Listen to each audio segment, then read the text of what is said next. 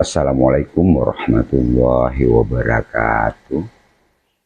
Pada Jumat pagi ini, saya akan membabar salah satu keris pusaka atau piandel ya, dengan warangka khas Sumeneb.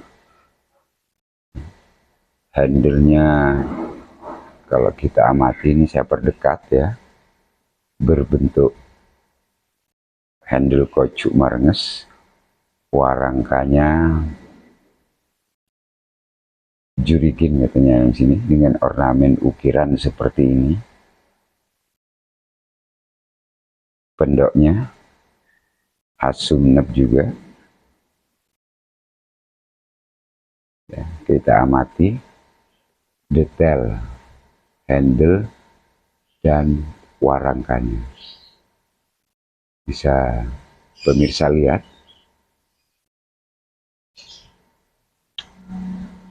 Jadi ini merupakan warangka dan handle yang cukup sepuh ya, atau lawas. Kemudian kita lihat nanti pusakanya yang terdapat dalam warangka ini seperti apa. Mari kita lihat bersama-sama. Bismillahirrahmanirrahim.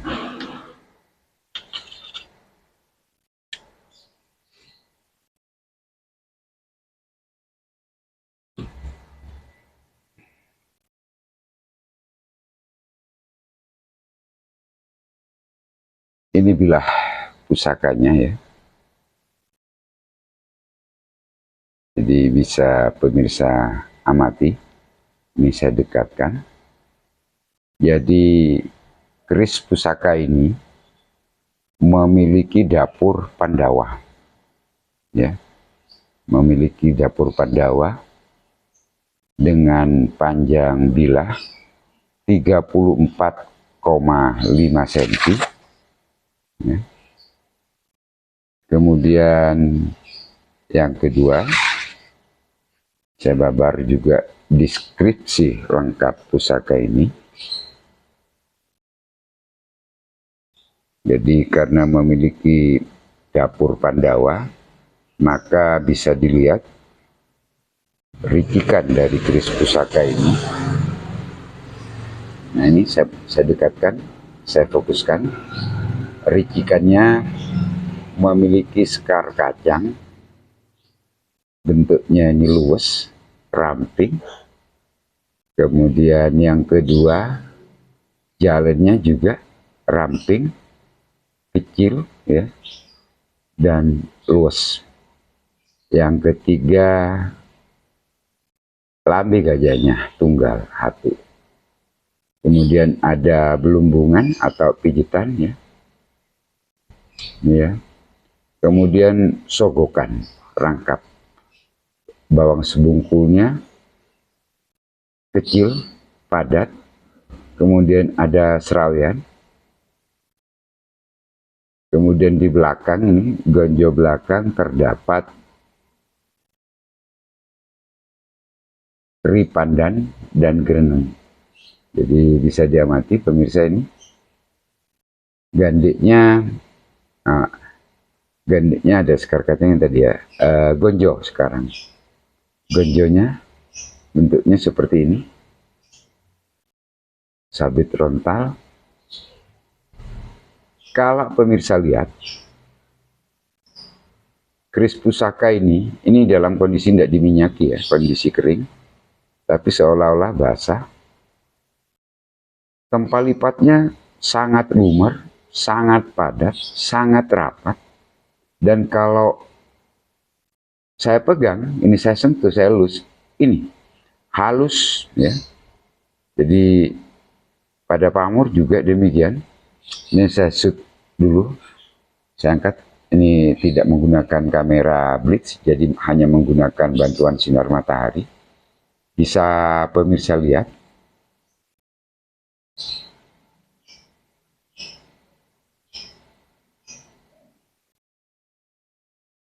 Jadi tempat lipatnya sangat padat.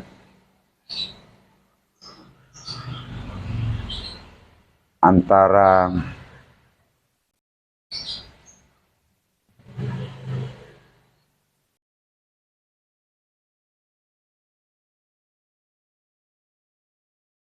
besi aji, maaf tidak fokus ya, dengan pamor itu menyatu. Rongga-rongga besi aji pamor juga sangat rapat. Jadi para pencinta tosan aji bisa melihat. Jadi di kedua sisi bagaimana tempaannya. Jadi bilahnya kalau pemirsa lihat, kalau orang Jawa mungkin mengatakan segar penjalin. Jadi memang ada bentuk lebih tebal di bagian tengah, tetapi landai. Jadi, nah ini. Jadi sangat luas. Jadi bisa dikatakan segar penjalin.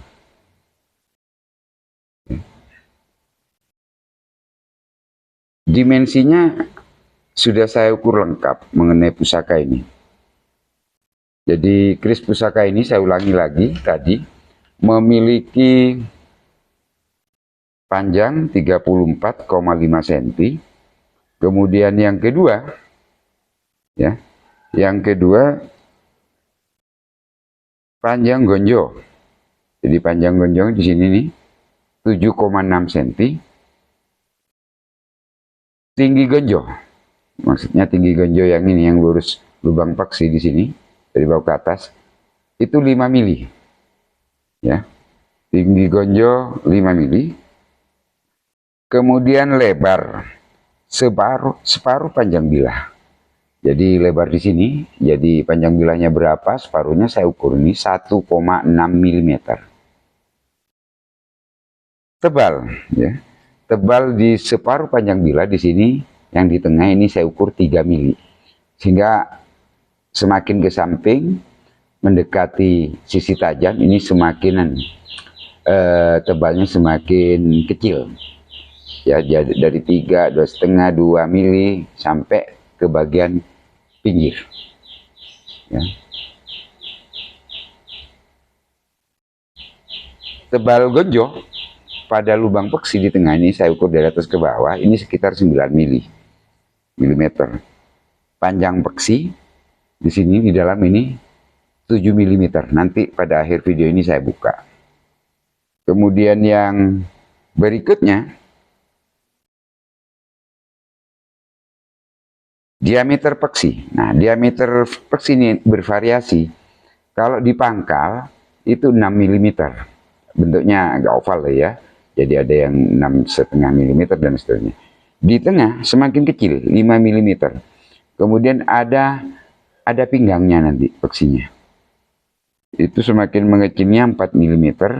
Kemudian bentuk di ujung nanti juga berubah. Jadi bervariatif. Mungkin karena sudah korosi, karena sering dibuka pasang ya, sehingga diameternya juga bervariasi. Nah, kalau kita amati, sempat juga saya ukur condong lelehnya ini sekitar 82 derajat ya.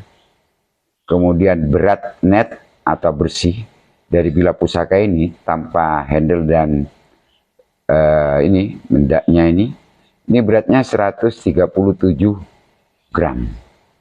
Jadi tangtingannya cukup ringan tapi padat ya. Coba saya perbesar. Ini kan kondisi tanpa pembesaran. Saya perbesar dengan perbesaran 3,09. Nah, kalau diperbesar bisa pemirsa lihat. Jadi bentuk dari ricikannya kelihatan jelas, sogokannya dalam ya. Dalam tapi cukup kecil ya. Ini yang di tengah, bawang sebungkulnya juga luas. Jadi ini kondisinya kalau perbesaran 3,09. Permukaan bilah sangat-sangat gumer, sehingga walaupun kering ini, kesan basahnya kelihatan. Coba pemirsa lihat ini ya, permukaan bilahnya. Jadi antara besi, baja, dan pamor lumer menyatu. Pemirsa lihat, ini warangan lama, kemudian saya syuting pelan-pelan. Nah ini, jadi permukaannya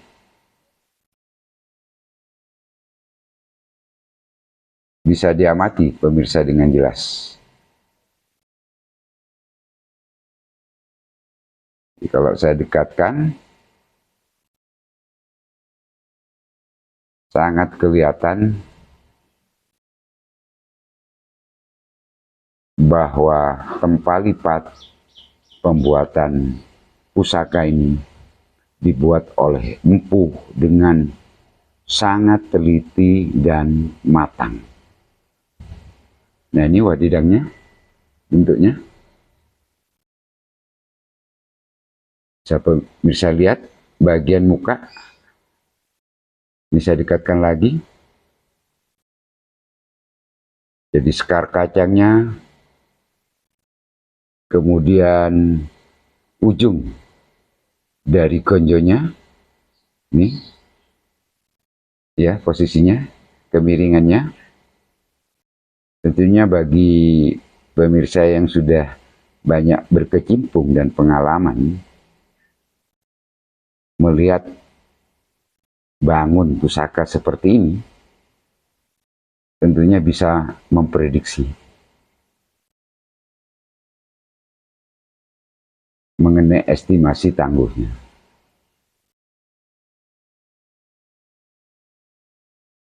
Gonjo dari bagian bawah, pamornya pamor garis ya, pamor atek ya.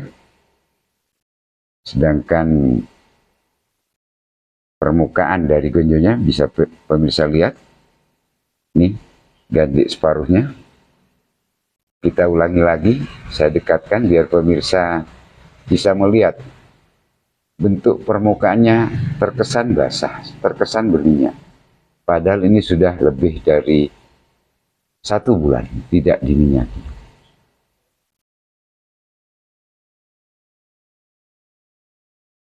Jadi pori-pori besinya bisa dilihat sangat lumer.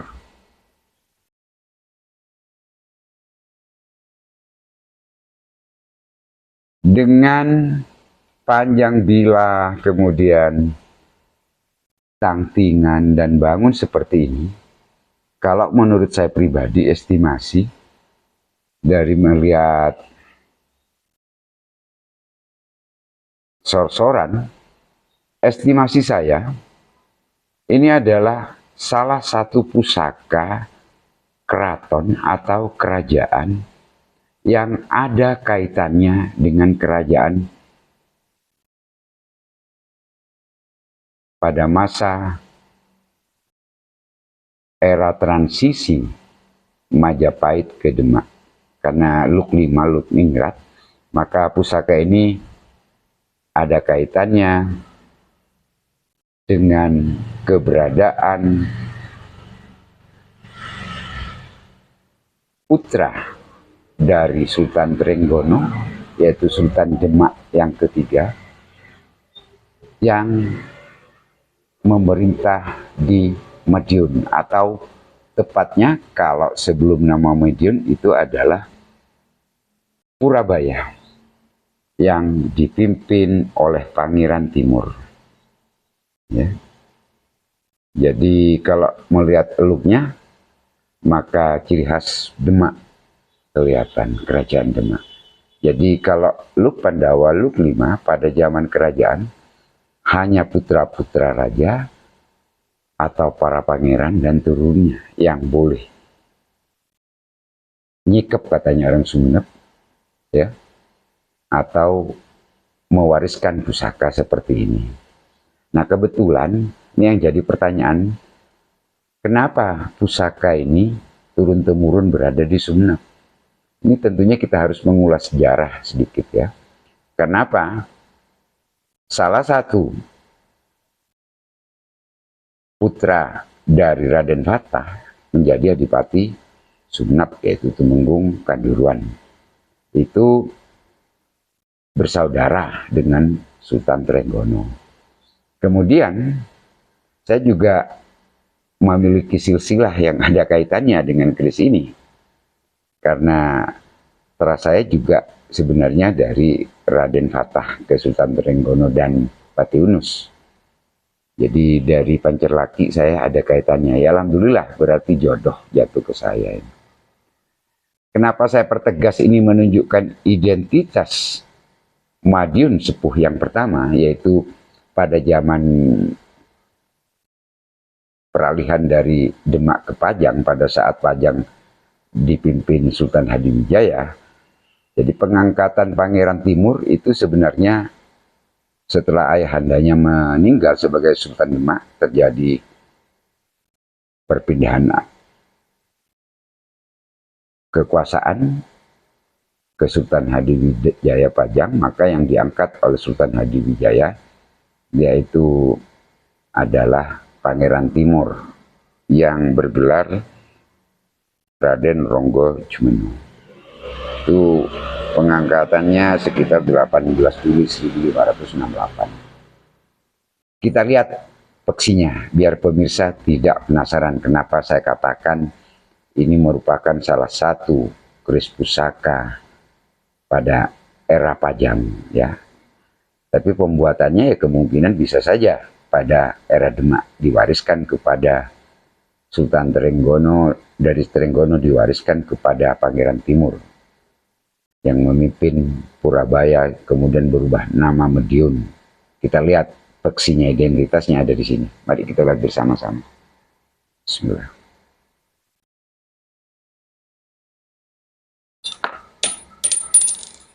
Jadi saya buka peksinya, talinya saya buka juga biar pemirsa bisa melihat bagaimana bentuk peksi dari pusaka ini. Ini bisa dilihat. Bagian bawah dari gonjo, kemudian bentuk peksinya. Saya katakan tadi, jadi diameter di pangkal dari peksi, kemudian di tengah, sampai ke ujung itu berbeda-beda. Ya. Ini saya taruh dulu biar jelas ya, pemirsa. Nah, bisa dilihat. Jadi saya perbesar biar jelas. Tadi tanpa pembesaran ini tanpa blitz ya. Saya perbesar 3,36 kali.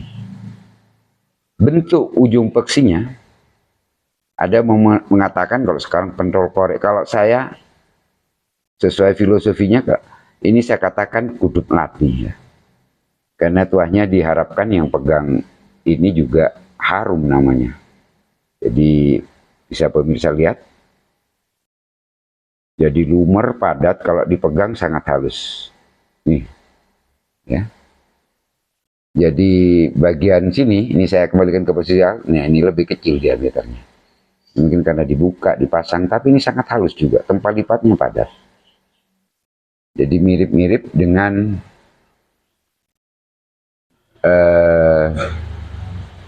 garap besi Majapahit pada zaman Majapahit akhir, yaitu daerah Sedayu. Jadi ilmu garap tentang keris ini tentunya sudah dipahami betul pada zaman Demak, Pajang, yang merupakan turunan dari Pangeran Sedayu, menjadi empu-empu keraton.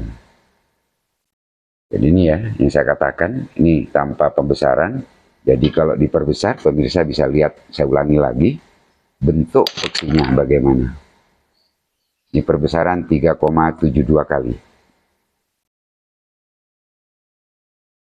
Memang banyak bentuk peksi yang seperti ini mungkin ada di Putrani setelah era ini, namun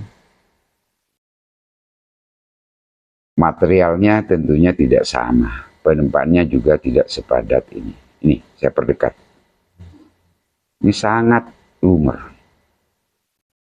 Kemudian bagian bawahnya ini dengan perbesaran 3,72 kali bisa dilihat bentuknya. Ciri khas bisa dilihat. Kalau pamor saya katakan ini karena ada kalembeng, nah, gitu ya, wengkon isen. Mungkin pemirsa punya pendapat lain, monggo. Ini dilihat, terutama ini yang paling nampak sebelahnya. Perbesaran 3,72 kali. Sekian saja dulu pembabaran mengenai keris pusaka dengan dapur ya Pandawa, ya, estimasi tangguh. Saya katakan aja era Pajang, peruntukannya untuk Pangeran Timur, sehingga ini merupakan, bisa kalau sekarang mengatakan, tangguh Purabaya atau Mudian Sepuh. Wassalamualaikum warahmatullahi wabarakatuh.